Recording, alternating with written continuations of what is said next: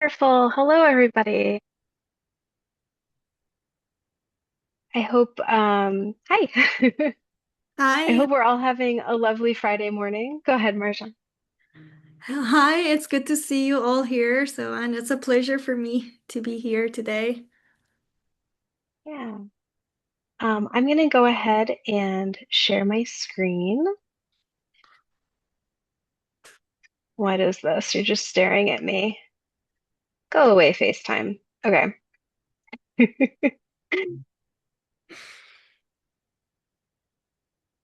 Apologies. Okay. We have a brief presentation for you today. And the activity we'll be doing is mapping connections for climate and community. Um,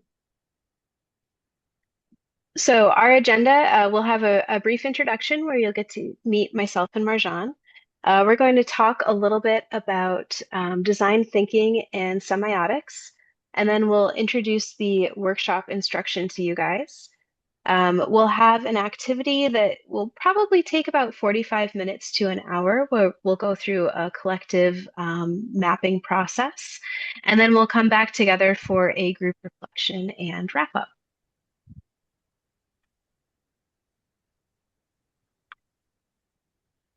So I'll be co-facilitating this with Marjan Khatibi. Together, we bring experience in immersive storytelling, environmental design, and collaborative learning.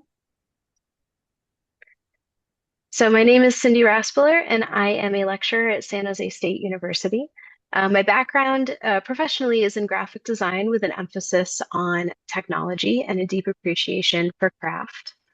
My research explores the intersections of design pedagogy, climate resilience, and co-design with the goal of preparing emerging designers to meaningfully engage with ecological and social challenges. And hello, everyone. My name is Marjan Khatibi, and I'm an assistant professor of design at San Jose State University. And I'm originally from Iran. In 2018, I came here. I moved to the United States to pursue an MFA degree in digital media art. And my design practice blends the VR, AR, AI to tell stories of equity and resilience. And I believe in design's power to generate change by evoking emotion and empathy. So to begin, we'll each reflect on personal stories that connects us to nature and climate. Storytelling helps ground our work in lived experiences.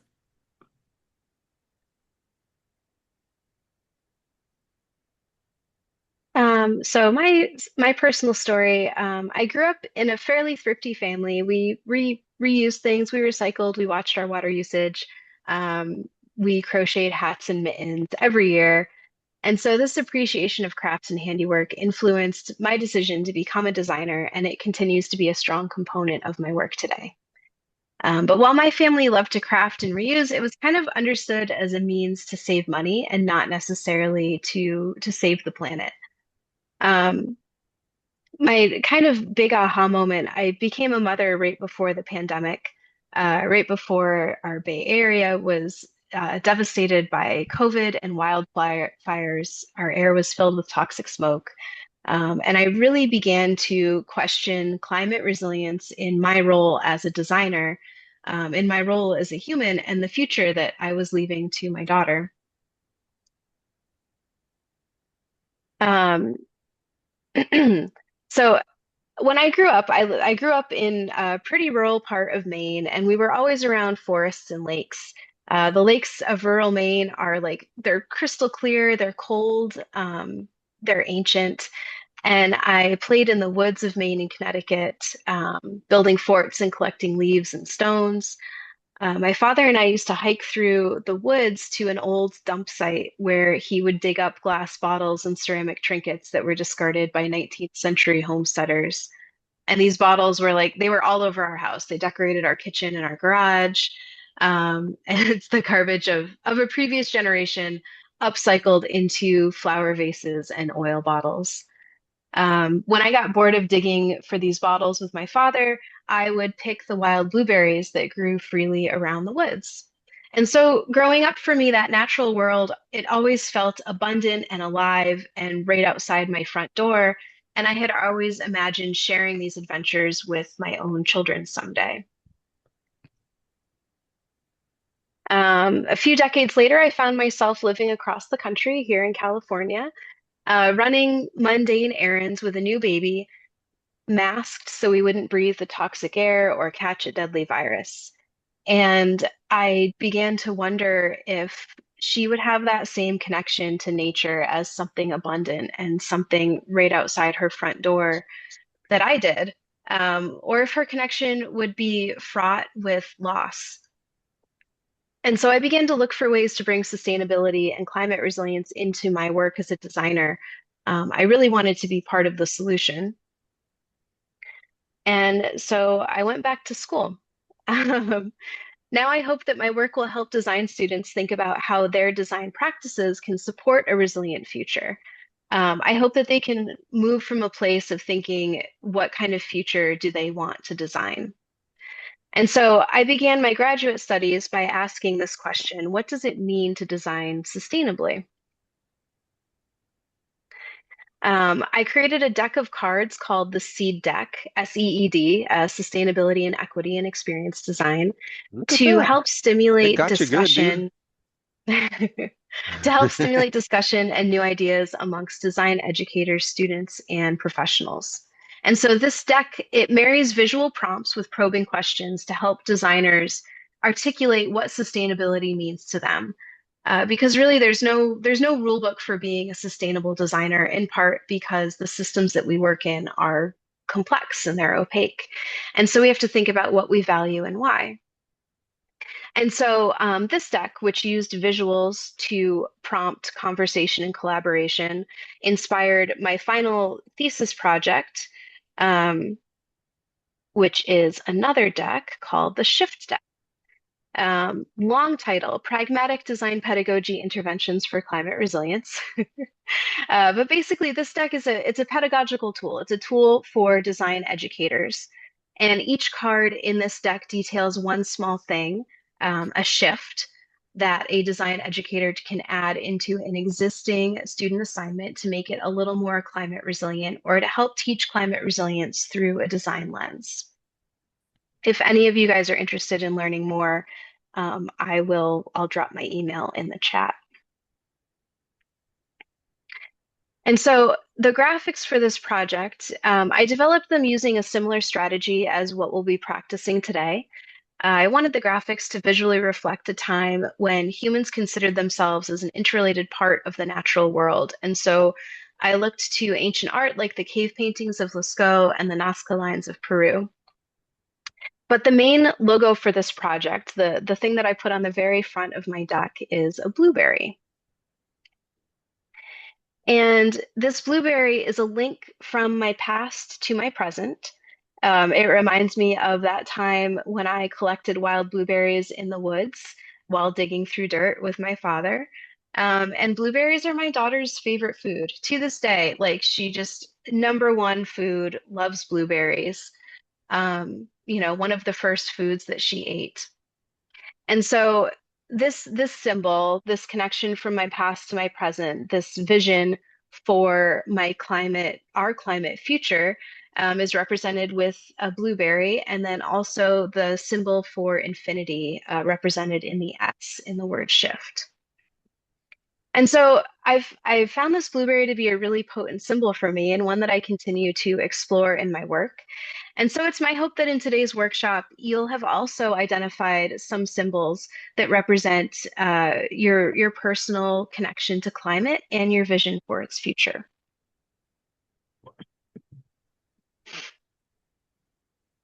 Great, thank you, Cindy. And so to talk about my story of sustainable thinking, in Iran, we didn't learn about sustainability or climate change or environmental issues, at least not in a school. But now I realize that the lessons were there all along. So when I think about climate resilience, I picture my mom sitting on the floor, surrounded by torn fabric, pieces of plastics, broken zippers. So to her, nothing was wasted and everything had like another life waiting to be made. So she turned like those scraps into like handmade bags, and she didn't call it sustainable design, but she just say that why should we waste them? And as a kid, I didn't think much of it. I just thought that this was what moms do. But now, as a designer, I see it.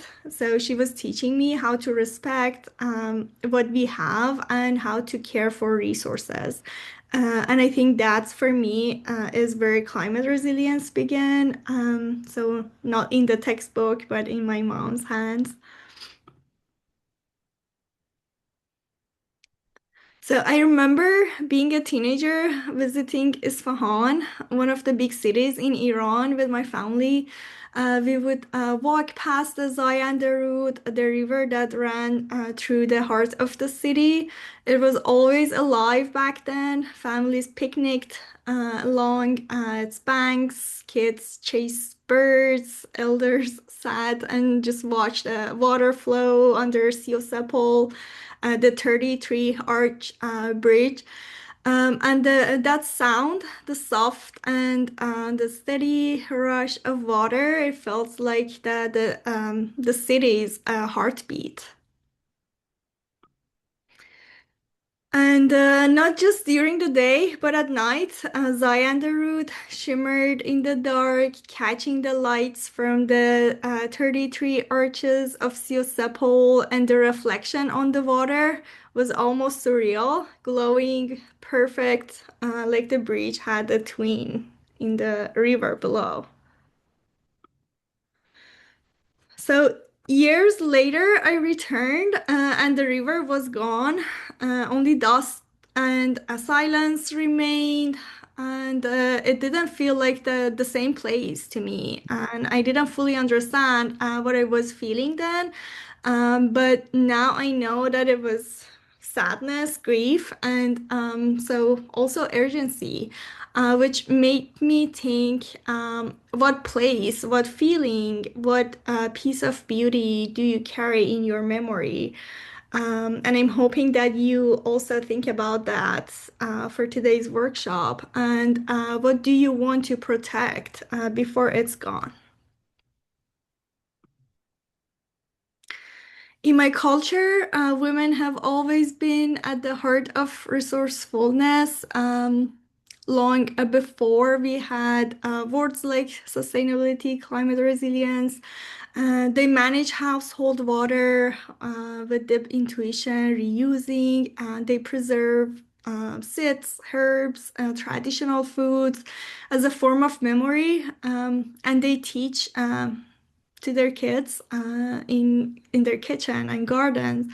They teach their children how to save what's left and how to care for it. So, as mentioned, my mom taught me how to make bags out of torn clothes, even plastics, wrappers. She just called it saving. She wasn't just making bags. She was teaching me how to value what we have and how to take care of not just things, but the words around us. And at the time, I didn't think of it as anything special, but now I realize that the mindset shaped me more than I knew.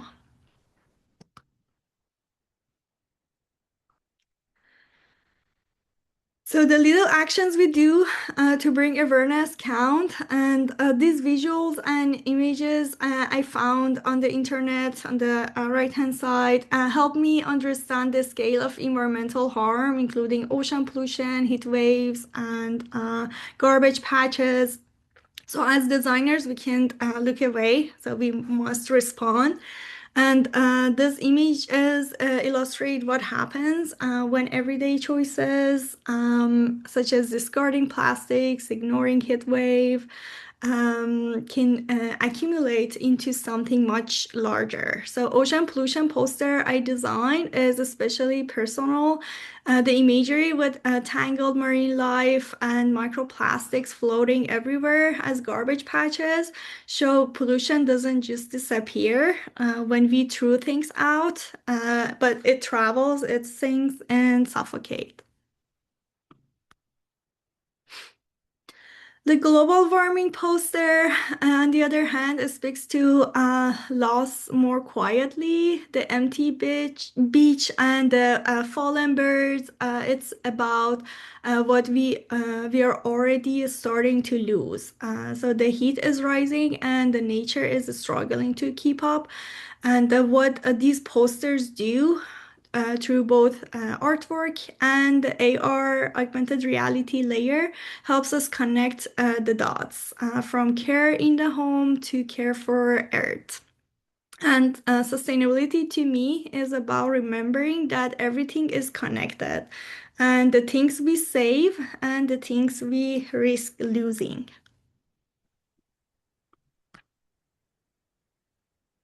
So, Marjan and I share our stories of of sustainability and our climate resilient design work to show you that our future vision is clear if we can define our own relationships to nature and climate and make connections between our experiences and those of others. And we'll use techniques and concepts from design to complete this activity, mainly the ideas of design thinking and semiotics. Design thinking is a creative problem-solving process that starts with people's lived experiences and works outward towards solutions. To adopt a design thinking mindset is to be collaborative, empathetic, optimistic, and iterative. And so we'll use some design thinking strategies to visually develop our personal and collective connections to nature and climate, reveal interconnectedness, and create space for collective storytelling. We also are going to talk about semiotics, icon, symbols, and index. And semiotics is the study of signs and is related to linguistics, the study of language, but it limits itself to the signs and symbols part of communication. So that's not to say that it's all visual. Words and numbers are signs, along with photographs, icons, road signs. Anything that's capable of representing something else is a sign. Anything that creates meaning is a sign. And the signs and symbols are used to rally people around common ideas and causes.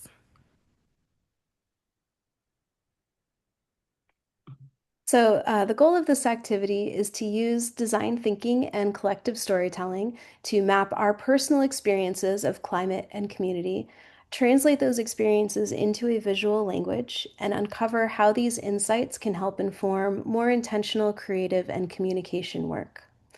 Designing for climate resilience is clear if we can define our own relationships to nature and climate and make connections between our experiences and those of others.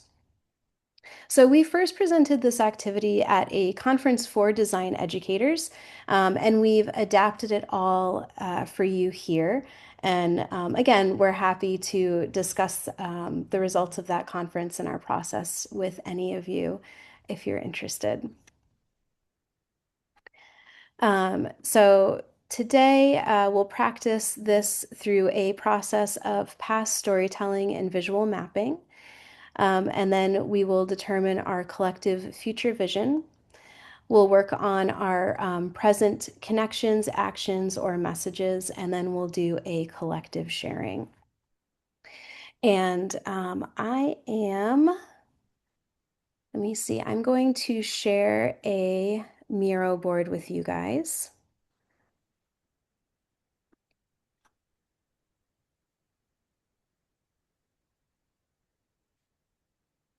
Okay, putting that in the chat. And then I will share my screen and walk you all through the Miro board as well. So we'll be collaborating here on our collective climate map.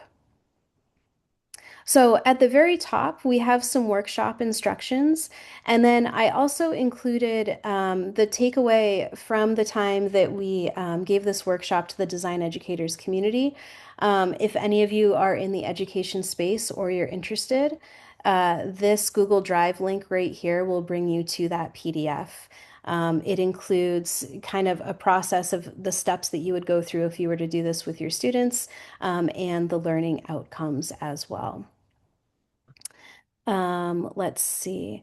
So, today, the first step that we'll take, I'm going to separate everybody out into small breakout groups. I'll zoom out here again, and you'll see that each group will have their own climate map that they can work on. Um, so the sample climate mapping activity frame, I'll zoom in here.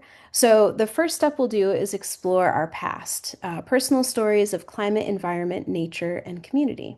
So you'll use memory, metaphor, and word association to create a mind map of words and symbols that describe your experience. You might recall memories related to place, culture, family, or tradition. And then you'll find 3 to 5 examples of photography, symbols, shapes, or objects that help give your words visual weight. You can upload your own images or find images and symbols online. And you'll sort these visual items, you can remake them, or you can categorize them in a way that feels effective. The goal is to create a rich visual dictionary of climate-related words and imagery that you can use for inspiration later. And so you can see here that Marjan and I have mapped out our both of our stories. And then we've selected a few symbols that kind of help us tell that story in a more visual way. After we map out our past, we're going to skip forward to the future. So that is this third frame here. And so, as a group, so in your small breakout groups, you will share your future vision for climate. This could be your own personal vision, it could be a community vision, or it could be the vision of an organization that you're affiliated with or work with. And then you'll write down words here that kind of embody your future vision. And so Marjan and I talked about clean air, strong communities, opportunity and abundance, clean water, and rivers. And then the final step is mapping the present. So creating connection, action, and message. So this is where you'll draw connections between the visuals you collected from your personal stories and the words that you've used to describe your future visions. And as a group, you'll collect 3 to 4 symbols for your future visions and place them here. And then you can give your collective symbol a title. And so, it's not like particularly pretty or fancy, but we found a symbol for family, a symbol for water, and a symbol for roots, because we thought a lot about how my personal symbol, the blueberry, it collects water through roots, and our families are our roots. And so those are the 3 symbols that we drew together between our collective experiences and our future vision. And we kind of created this symbol and titled it Rooted in What Matters. And so this kind of serves as a connection between Marjan's experience and my own, and can kind of serve as like a guiding point for our future work. Does anybody have any questions so far?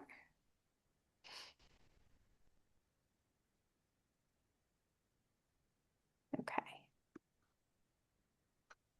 All right. Are we all okay with the Miro board? Is everybody able to jump on there?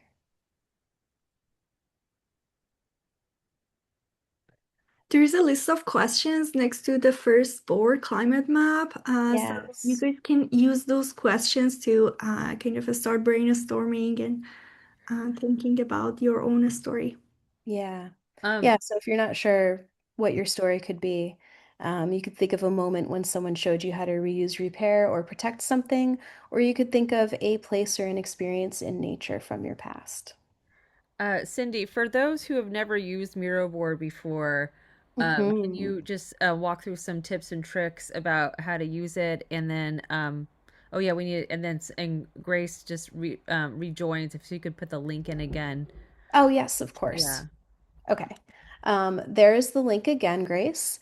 And then, so to use Miro, Um, Mainly what we'll be doing is placing sticky notes. So over here on the left, there's a toolbar, and you can just click on the sticky note icon and drag it and drop it onto the board. And then you can add words to your sticky note. You'll also see there's this bar that kind of shows up here. So you can adjust the size, you can adjust the style of your words if you like. And then using this arrow tool here, you can move your sticky notes around the board. You can draw connections by dragging another sticky note onto the board. Come on. Doesn't want to cooperate. Click on it. You can also click on the sticky note tool and just click on the board and it will place one. Um, if you want to draw connections between two notes, you can see these little blue dots that show up along the sides. You can click on a blue dot and drag it to connect it to another note. That's how we made these connections here. For our images, Marjan and I mostly used the Noun project. This is a project that allows designers and artists to upload basically icons or symbols related to nouns, and their library is extensive. So I'm going to, let me see. I'll copy the Noun project URL in here. Well, I have to get rid of this. Here we go. So this is the Noun project.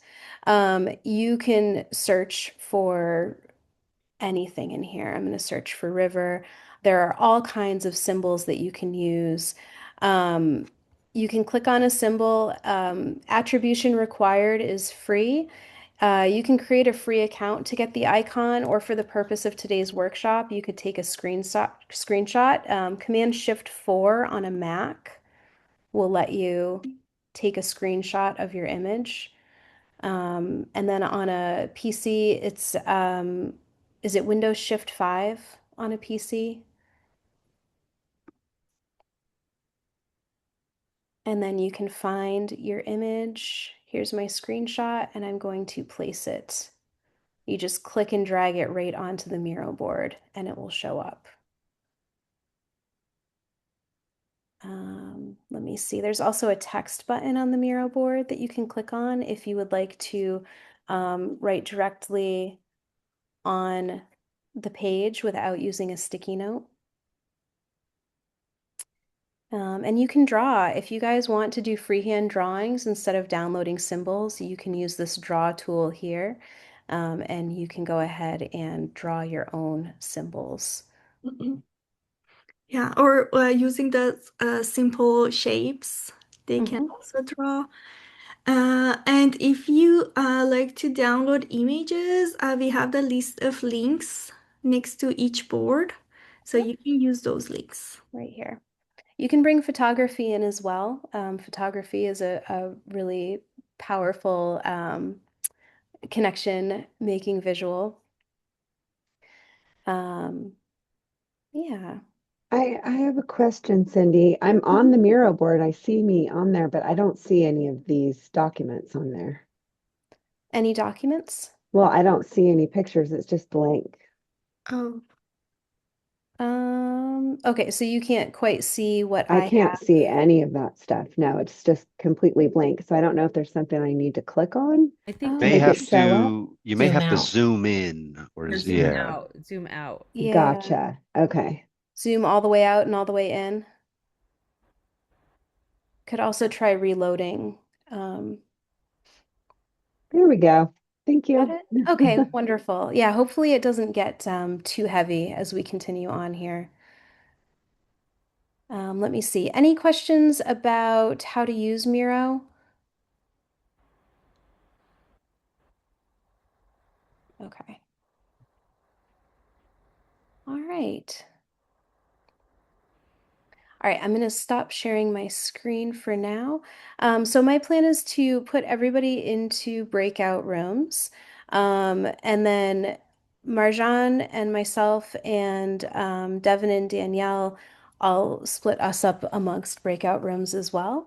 And we'll take about 15 minutes to to map your story. So we're going to do the past section first. Um, Let me find breakout rooms. Let me see. So I'm going to create 4 breakout rooms. Okay, and then room 1 will be Ape, Alvaro, Christine, Christopher, and Devin.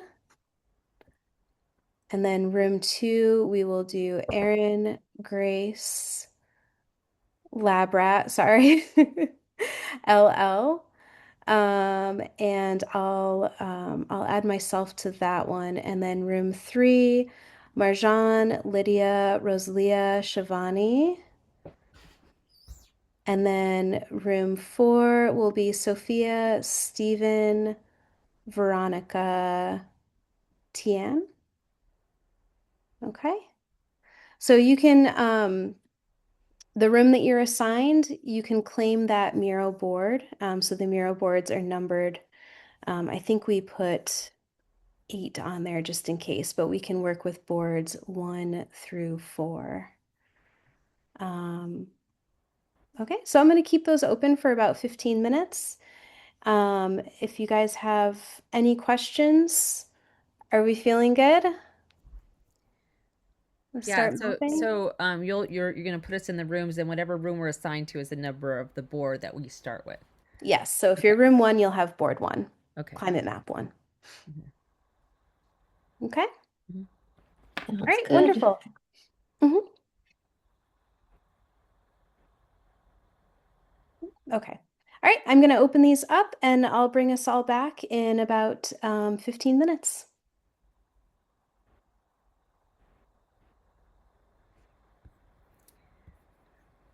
Okay, where's my cursor?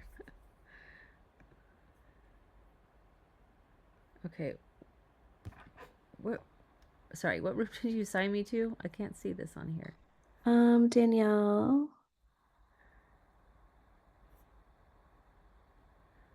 Assigned What room to, did I have Devin. Oh, I don't have you in here. Let me, can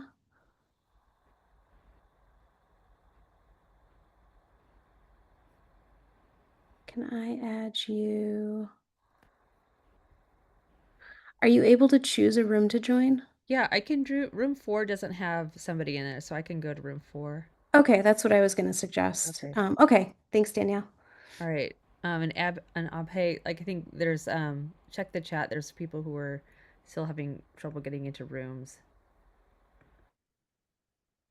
Okay, I joined group 1 and it sent me back here. Um, are you able to see? Are you able to return to group 1 if Abe? Yeah, I'm sorry. I'm looking for a way to do it, but I'm not 100%, I think. All right, I think I Yeah. got it. I found the button. Thank you. Oh, you found the okay. Thank you. Okay, and then Tian. I'm not seeing a room view or anything. Oh, you've moved in. Okay, wonderful. All right, Alvaro and Christine, are you guys all set?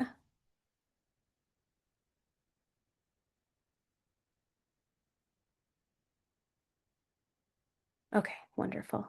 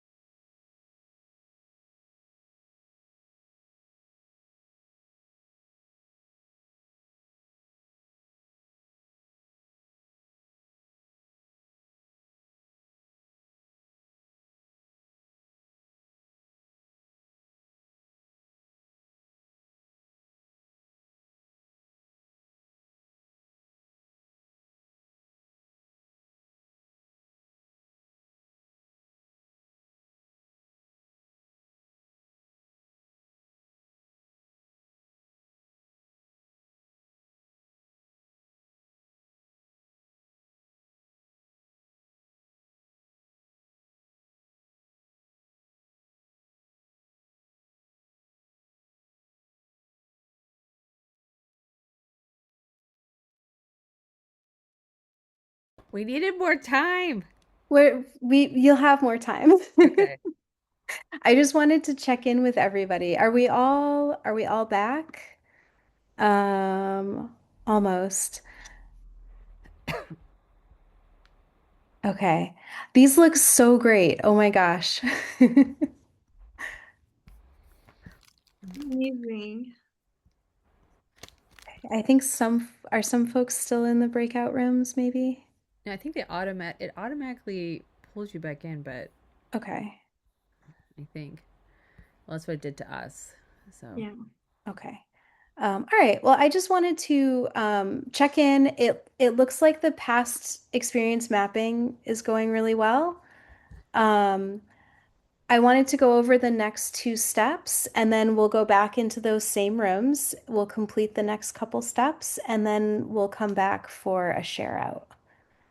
oh, cool. Um, So once you have your past experience of climate, environment, nature, and community mapped out, you've gathered a couple symbols that speak to your experience and your feelings. Then we're going to jump ahead to the future. So from past, we'll go to the future. And as a group, you can share your own future vision for climate. And again, this can be your personal vision, it can be your community vision, it can be an organizationally oriented vision. And then you'll add sticky notes or just write down words related to that future vision. Oh, no worry, Lydia. Thank you. Um, and then once you guys have shared your future vision, we'll jump to the center, to the present. And that's where, as a group, you can start thinking about connections between the visuals that you collected from your personal stories and then the words that you've used to describe your future visions. And then you'll think about what visions from your past can you connect to your future, or what new visuals can you bring in that help make those connections between your collective past experiences and your collective future vision. And so you'll collect 3 to 4 symbols. They can be symbols, they can be photographs, they can be doodles. You can draw something on a paper and take a picture of it and upload it. However you guys want to get your visuals onto Miro is great.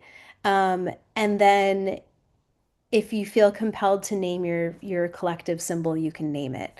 So Marjan and I named our symbol Rooted in What Matters. And so I'm gonna do what do we think? Did 10 minutes for that? This is all part of design thinking. You like move really fast in design thinking, so it's more of like an intuitive process than a very laborious one. Um, but yeah, does 10 minutes sound pretty good? So we have time for a collective share out? Okay, wonderful. Okay, I'm gonna reopen those breakout rooms then. You can all jump in and I'll pull y'all back in 10 minutes.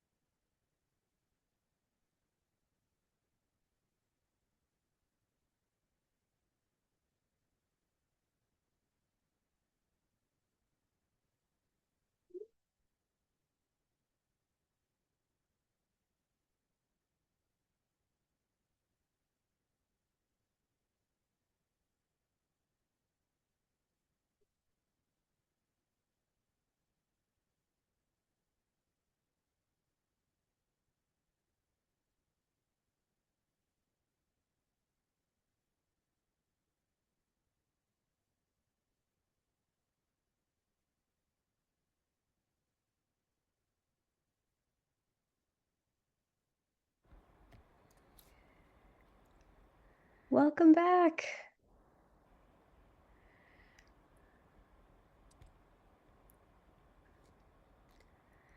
All right.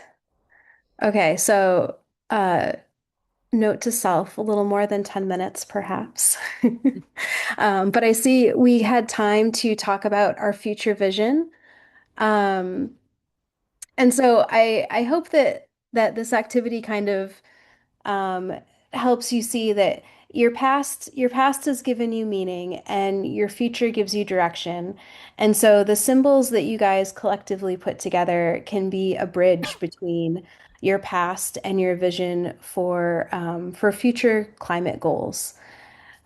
Climate work can really feel abstract and overwhelming sometimes, but having some sort of visual story can help make it a little more personal and visual.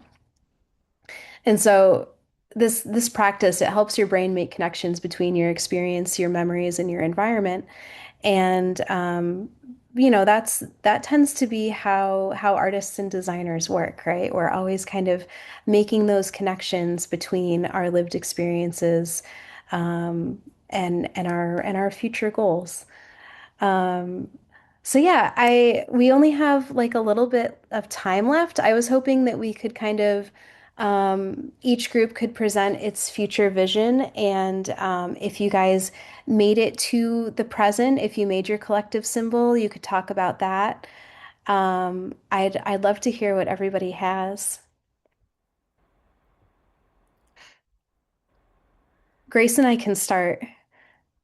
We ended up becoming a group of two. Do you want to share your screen? Yeah, I'll share my screen. Oh, thank you, Sophia. Let me bring this back down here. Okay. Okay, Grace, you want to share? Yeah, absolutely. Yeah, I think this was such a great way for me to reflect on, my current connection with nature and how this kind of was instilled in me at a young age. And a lot of that was through curiosity. I was that person who was always turning over rocks and looking to my elders when they would teach me things and wanting to always learn more about the natural environment around me. And so I think a magnifying glass was um, a way in which curiosity is a way in which I've always related to my natural environment and a way that I hope to go forward.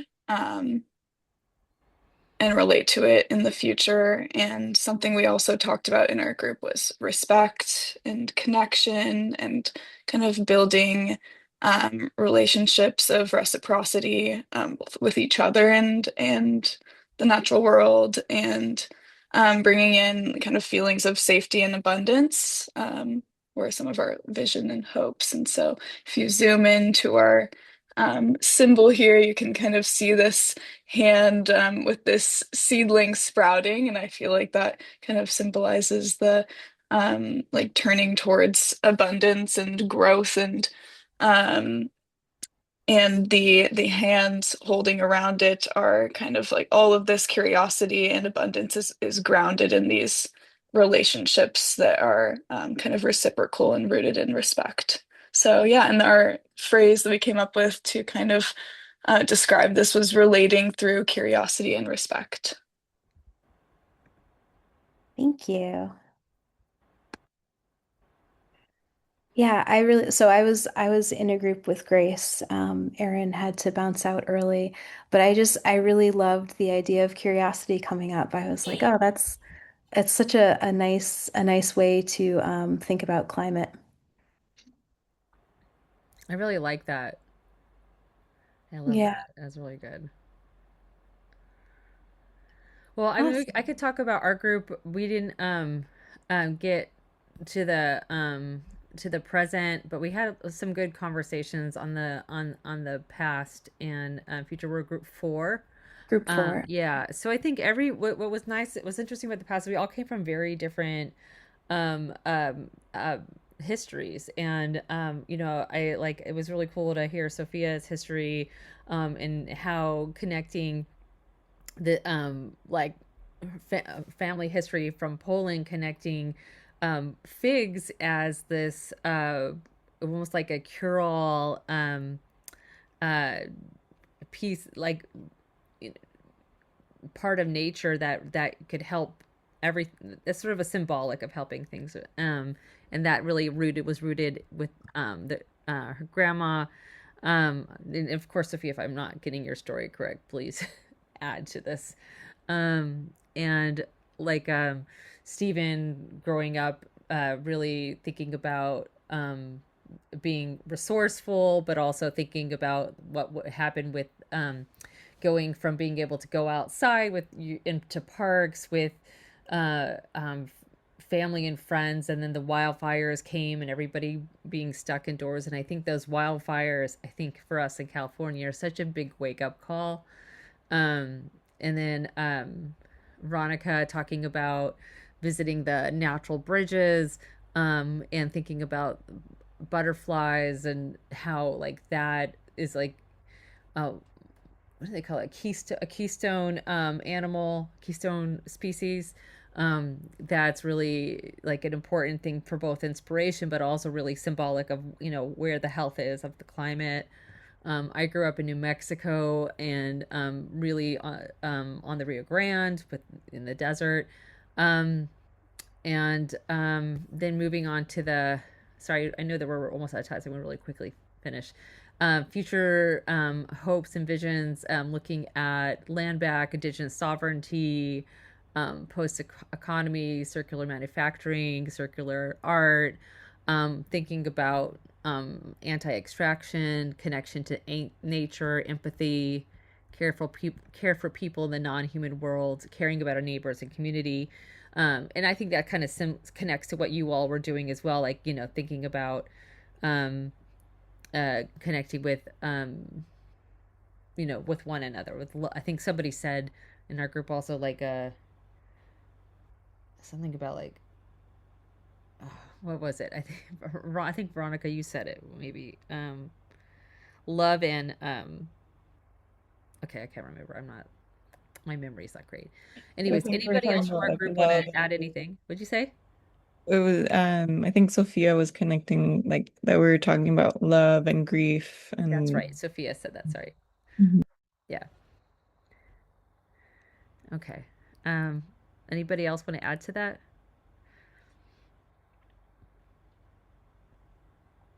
Okay. I really love the symbols that you've collected here. Yeah, I was just sort of dragging some on as I was thinking about some of the stuff, but we didn't get to really fully flesh that out. Yeah, wonderful. Would anyone else like to share their future and present?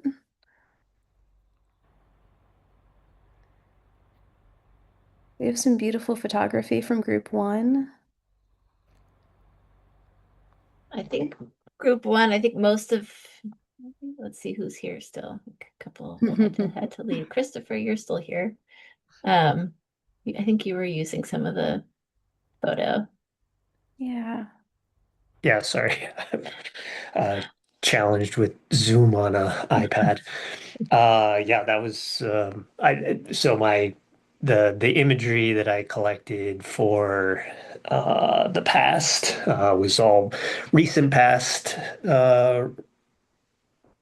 recollections of impacts of climate change, starting with the wildfires of the late 20 teens. And I was describing to my group that those experiences really were a pivotal point for my artistic practice. They really turned me towards understanding deeper interconnections of human impact on climate change, and so I really beyond the wild once I really understood more about wildfires and why they were occurring, and beginning to understand the extended impacts the new climate drought deluge cycles and their impacts on our on the forestry, especially of the Bay Area, Northern California for me. And the even though we do go through these drought deluge cycles, the persistent desertification that is occurring, and how that's impacting the soils. So those were the three images that really reflected for me my recent past. Mm, lovely. Thank you. Yeah. It is so fun to see all of this come together. Yeah. All right. I don't want to keep you guys much past 11. But the board is there for you all to continue to access. You're free to explore those resources that are up there as well. And then Marjan and I have both left our contact info in the chat if anybody would like to get in touch. And I'll once we record this, I'll send it back out to everybody registered, and then I'll also put the links in here so that people can play around with this. This is such a cool workshop. I think we should do it again. Maybe on a Saturday where teachers can come, because that's one of the things I guess I didn't think about is teachers are teaching. So I'd love to do it again. Yeah. yeah. Yeah, I love that too. And it was such a pleasure to be with you all today. Thank you for having us. Thank you. Thank you so much. This was really cool.